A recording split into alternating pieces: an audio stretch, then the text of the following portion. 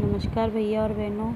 आज हम गद्य खंड के अंतर्गत पार्ट 1 दो बेलों की कथा पढ़ेंगे, जिसके लेखक मुंशी प्रेमचंद जी हैं। तो प्रेमचंद जी के बारे में हम संक्षिप्त जानकारी प्राप्त करते हैं।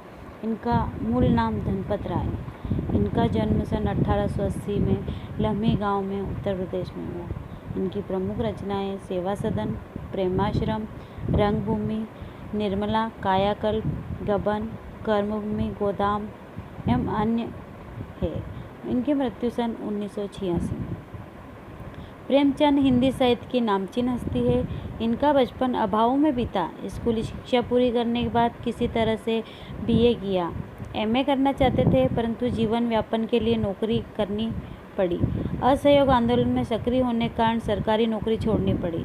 जीवन का राजनीतिक संघर्ष उनकी रचनाओं में सामाजिक संघर्ष झलकता है, जिससे जीवन का यथार्थ और आदर्श दोनों है।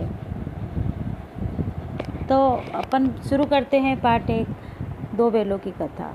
लेखक के अनुसार गधा एक सीधा निरापद जानवर है। सुख दुख हानि लाभ किसी भी दशा में कभी नहीं बदलता। उसमें ऋषि मुनियों के गुण होते हैं, फिर भी आदमी उसे बेवकूफ़ कहता है। बैल गधे छोटे भाई है, जो कई रीतियों से अपना असंतोष प्रकट करते हैं। झूरी कांची के पास हीरा और मोती नाम के दो स्वस्थ और सुंदर बैल थे। वह अपने बैलों से बहुत प्रेम करता था। हीरा और मोती के बीच में घनिष्ठ संबंध था। एक बार झूरी ने दोनों को अपने ससुराल में खेतों में काम करने के लिए भेज दिया। वहाँ उनसे खूब काम करवाया जाता था, लेकिन खाने को रूखा सूखा ही दिया जाता था। अतः दोनों रस्सी तोड़ाकर झूरी के पास भाग आए। झूरी उन्हें देखकर बहुत खुश हुआ, पर अब उन्हें खाने पीने की कमी नहीं रही। दोनों बड़े खुश थे, मगर झूरी की स्त्री को उनका भागना पसंद नहीं आया। उसने उन्हें खरी खोटी सुनाई और मजदूर द्वारा खली भूसा सूखा खिलाया गया। दूसरे दिन झूरी का साला फिर उन्हें लेने आ गया। फिर उन्हें कड़ी मेहनत करनी पड़ी, पर खाने को सूखा भूसा ही मिला। कई बार काम करते समय मोती ने गाड़ी खाई में गिरानी चाहिए, तो हीरा ने उसे समझाया। मोती बड़ा गुस्सैल था। हीरा धीरज से काम लेता था। हीरा की नाक पर जब खूब डंडे बरसाए गए तो मोती गुस्से से हल लेकर भागा, पर गले में बड़ी रस्सियां होने के कारण पकड़ा गया। कभी कभी उन्हें खूब मारा पीटा भी जाता था। इस तरह दोनों की हालत बहुत खराब थी।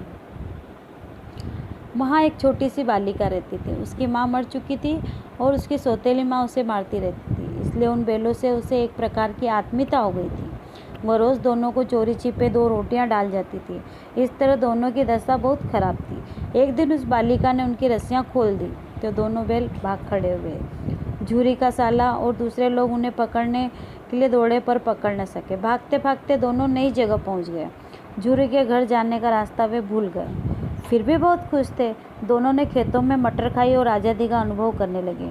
फिर एक सांड से उनका मुकाबला हुआ। दोनों ने मिलकर उसे मार भगाया, लेकिन खेत में चरते समय मालिक आ गया। मोती को फंसा देखकर हीरा भी खुद आ फंसा। दोनों कांजी हाउस में बंद कर दिए गए। वहाँ और भी जानवर बंद थे। सबकी हालत बहुत खराब थी। जब हीरा मोती को रात को भी भोजन न मिला, तो दिल में विद्रोह की ज्वाला भड़क उठी। फिर एक दिन दीवार गिराकर दोनों ने दूसरे जानवरों को भगा दिया। मोती भाग सकता था, पर हीरा को बंधा देखकर वह भी भाग न सका।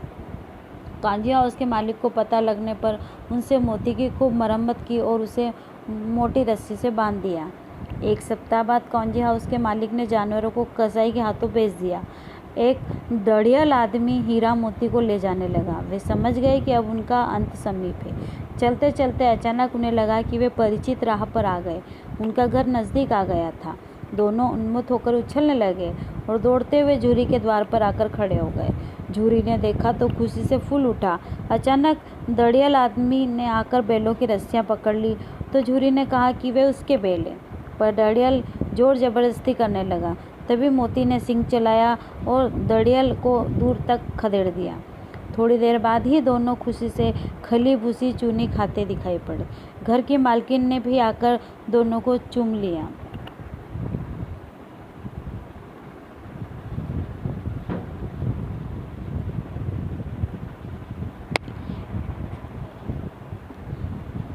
प्रेमचंद जी इन्होंने दो बैलों की कहानी की रचना की और लिखा भी है। प्रेमचंद जी ने बताया है कि दो बैलों की कहानी में पशु मनुष्य से कम संवेदनशील नहीं होते हैं। वह भी अपने मालिक से उतना ही प्यार करते हैं जितना कि मालिक उनसे प्यार करता है।